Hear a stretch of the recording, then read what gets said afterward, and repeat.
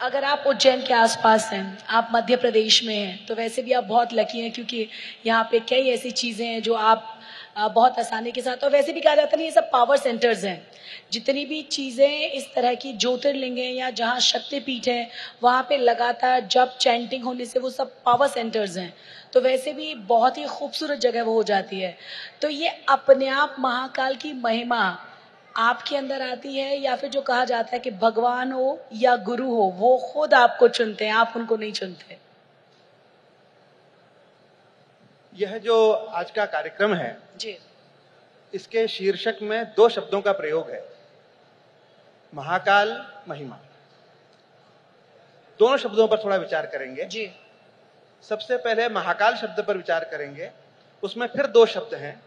एक महा शब्द है जो महत का रूप है, महत अर्थात बड़ा, और काल। तो महत से अभिप्राय यह है कि जिससे बड़ा कोई न हो, जो सबसे बड़ा हो वो महत है। तो सबसे बड़ा काल जो है वो महाकाल है। अब काल शब्द पर भी थोड़ा विचार किया जाना चाहिए।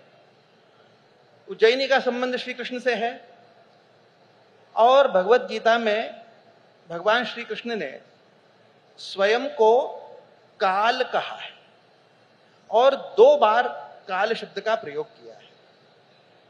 उन्होंने ये कहा है कि कालोस्मि लोक क्षयकृत प्रवृद्धः, मैं वो काल हूं जो इस संसार का क्षय करने के लिए, अर्थात इसको समाप्त कर देने के लिए प्रवृद्ध होता है, बढ़ता है। और दूसरी जगह है ये कहा है कालः कलयतामहम्, अर्थात कलना करने वालों में मैं काल हूं। काल का स्वरूप क्या है? गणना करना। जब भी आप काल की बात करेंगे तो गिनती हमारे सामने आएगी। भले ही आप निमेष से लेकर के, अर्थात एक पलक के झपकने में कितना समय लगता है, वहां से लगा करके अनंत काल तक जब हम जाते हैं तो गणना का अर्थ आता है। तो काल शब्द के 2 अर्थ हो गए। एक तो यह कि जो समस्त लोकों का अंत करता है वो काल है, जिसे आप दूसरे शब्दों में सामान्य अर्थ में मृत्यु से संबोधित करते हैं। और दूसरा वह है जिसकी कलना की जाती है, जिसकी गणना की जाती है। हमारे यहाँ त्रिदेवों की परिकल्पना है, हमारा संप्रत्यय है, हमारा विचार है।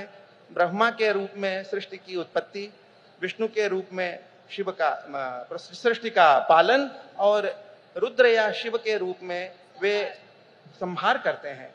संहार का मतलब समेटना है, सृष्टि को समेट लेते हैं। संहार शब्द का यदि कोई ऐसा अर्थ लगाता है कि मार देना, तो वह अर्थ नहीं है। संस्कृत का शब्द है ये, समेटने का अर्थ है। तात्पर्य यह है कि वो परमात्मा ही इस सृष्टि को फैलाता है, इसका विस्तार करता है और फिर समेट लेता है। तो वह काल जो लोकों का, अर्थात समस्त प्राणियों का संहार करता है, समेटता है, वह सबसे बड़ा यदि कोई काल है तो वो महाकाल है, महारुद्र है।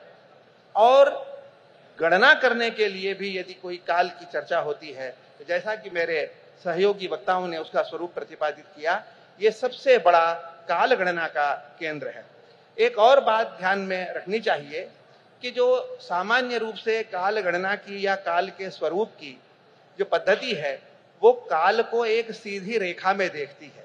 एक सरल रेखा है जो बढ़ती चली जा रही है, वो जैसे जैसे बढ़ रही है वह वैसे वैसे समय आगे बढ़ रहा है।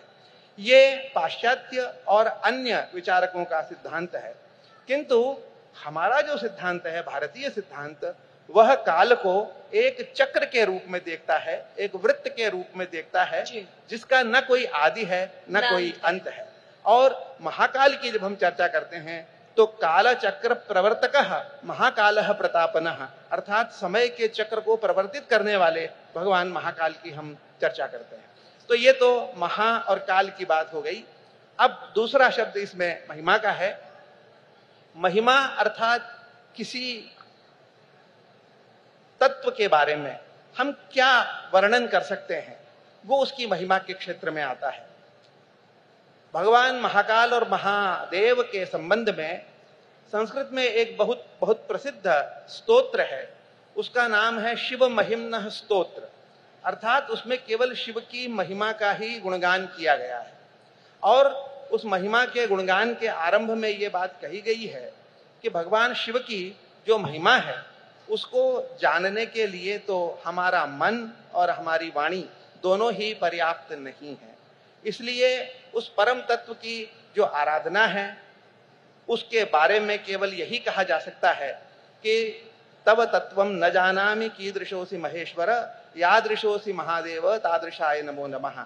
आपकी महिमा का हम क्या गुणगान कर सकते हैं, आपके तत्व को हम नहीं जानते, इसलिए आप जैसे हैं वैसे को हमारा हम प्रणाम करते हैं।